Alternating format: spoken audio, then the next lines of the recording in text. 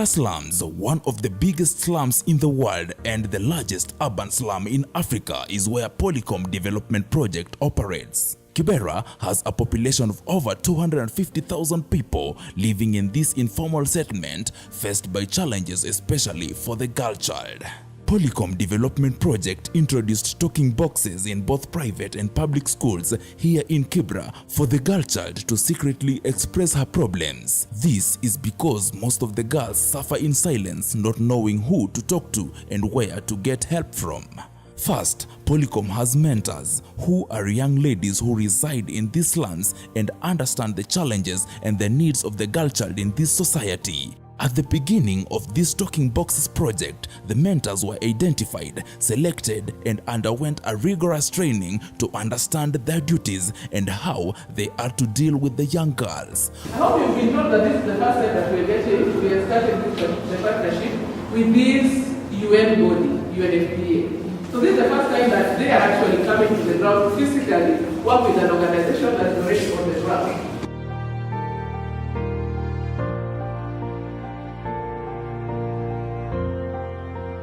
At the moment, the Talking Boxes project covers 50 schools in Kibera slums, both private and public. In collaboration with UNFPA, Polycom has distributed metallic talking boxes to 50 schools they partner with, where the girls in each schools are introduced to the talking boxes by the mentors allocated in the schools. Mimi kama Eva na Irene tuko in charge kwa shule. Na tuko hapa kwa sababu na tafadhali msitulet down. Sindio? We want you girls to grow up, be responsible, and then have a future which is very, very bright. Sindio? Yes. We have challenges in life. Hata mimi kuna challenges nimepitia, na kama singekuwa advised well, pengine singefika kwenye nimefika. So ningependa sisi kama wasichana tutembee pamoja. Sawa? So unaandika nini unaweka hapa ndani? Unaandika challenges zako. Unikitaka kujulikana kama Eva, unaandika jina lako Eva, niko class 8W. Sawa? Ama kama utaandika jina lako, ufanye nini? Hauandiki. During the introductions, the mentors mingle with the girls and explain to them how they are supposed to write and place their complaints into the talking boxes. And after the girls understand how the talking boxes work, they choose where they want the talking boxes installed, a place where they feel it's safe and comfortable for them to use without worrying who is watching on them. During the introduction sessions of the talking boxes in the schools, the mentors create a rapport with the girls, and the girls get to trust them completely and see the mentors as their elder sisters, so they are free to share and confide in them anytime. So far, now the girls in all these schools feel free to use the talking boxes and have been able to bring forth massive issues that need attention. The talking boxes is a platform where girls are able to express themselves, where they share using a pen and a paper, and they write their concerns, their questions, and anything that they have in mind that they need to share. There are some things that as we girls, we cannot share directly or physically with a person, but unless we get somewhere where we can confidentially share with someone, because we know what we go through at some point is normally personal, and we need some personal help because we fear our information being told to others. By just writing their issues on a piece of paper and dropping into the talking boxes, their concerns efficiently reach their mentors. Depending on the nature of the massive content received, the mentors of each schools collect the contents in the talking boxes either daily or after 2 days to ensure the girls' issues are addressed effectively. We live in poor management with our mother and fellow children. Please, I need your help. One day, the teacher punished me. That day, I had bled so much than I normally experience my floor. My science teacher told me when you are 12 years, you will start period. And now I'm 12 years and I don't see my period. And my teacher told me, if you want to see your period, you are not normal. That means I'm not normal.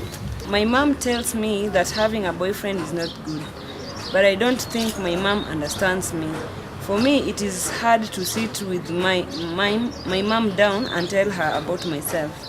So far, the issues that have mostly been raised are hygiene, sexual harassments, concerns by the young adolescent girls who want to understand much about the changes they are experiencing in their bodies, and much more. Every week, the mentors hold sexual reproductive health talks with the girls, most of them done on Saturdays, where the girls are split into groups of 20, and each group is manned by 2 mentors, where the girls play games, have one-on-one talks where they express themselves and share amongst themselves, and the mentors offer their advice to them. My role as a mentor is to impact and influence a girl to change her life to be better than what she is now.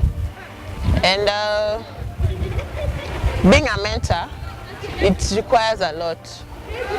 From going to the schools, picking the contents in the talking boxes, reading them through, and ensuring that we discuss as a team to get answers.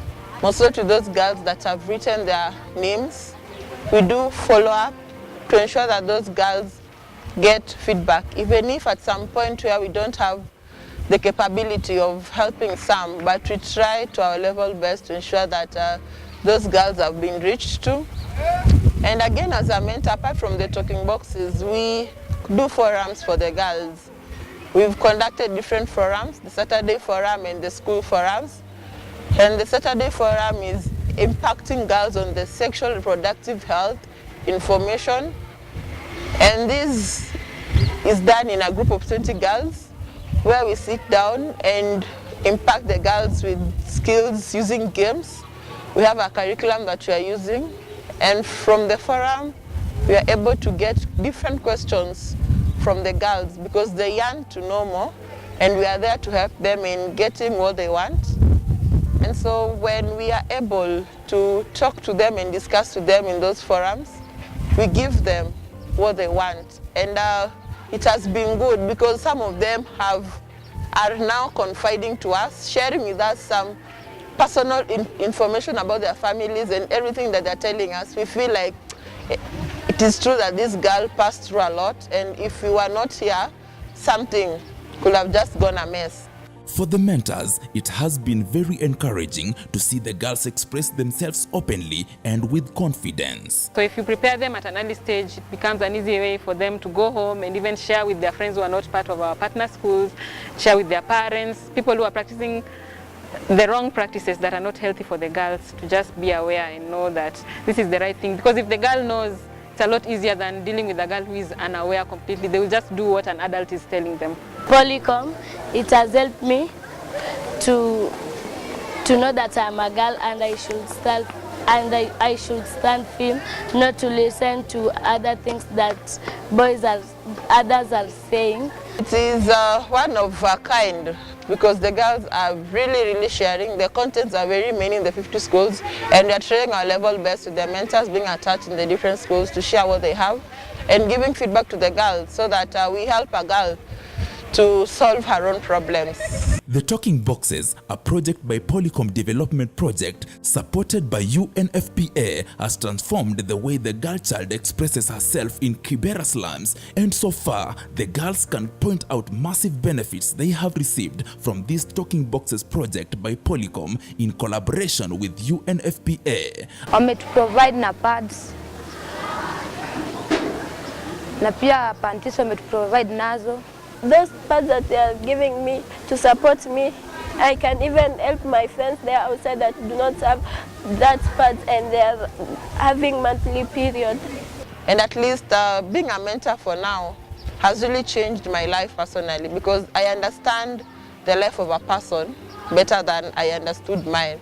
The importance of having SRH talks with the girls at this age is you prepare them for the future, they understand their rights because so many injustices happen to them. Simnani trust? Yes. Sini secret yetu? Mnafanya nenda kwa mbesa, unaona leo sina class 7. Walisema. Sio ndio umesema mwambie. Yes. So sisi agree na wewe from hand. Yes. Mentors wangu amenifundisha how we can be kind and how we can be comfortable with people in the road. Wanafundisha watu vile wanaweza stay kuvumilia na vile wanaweza jueka clean. How girls can talk to boys but not with sex. Unaweza kuwa beshte na boy but sile beshte sana. Ile yenye boy akikwambia unampatia sex, unaweza mpatia.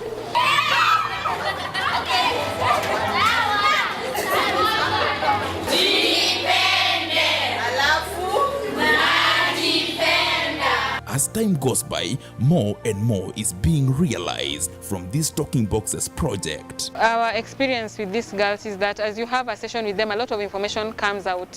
Some of them are experiencing things in their body, things that are health related, discolored discharges, infections, UTIs, that they're not even able to talk to their parents about. And when you listen to them, they tell you when they tell their parents on an adult, the assumption is that they're engaging in sex and they're having an STI. So for us, it's a major challenge or a major breakthrough that they trust us and they're giving us this information. The only problem is that sometimes they give you this information and it's really limited what you can help them with. So we try to look at the hygiene aspect, the condition of the toilet, which we assume might be part of the issue, and we try to convince them to write their names so that if the name is there, we try to connect them to a hospital and they get treatment. For me, it's a good thing because they learn what they didn't know, and even have them to know at some particular point I will reach this age and these are some of the things that I'm supposed to do. And so I think the importance is of at a high degree for them to know, and if it could be better for all the girls to be informed, and I think the society can be changed if you continue the same discussion.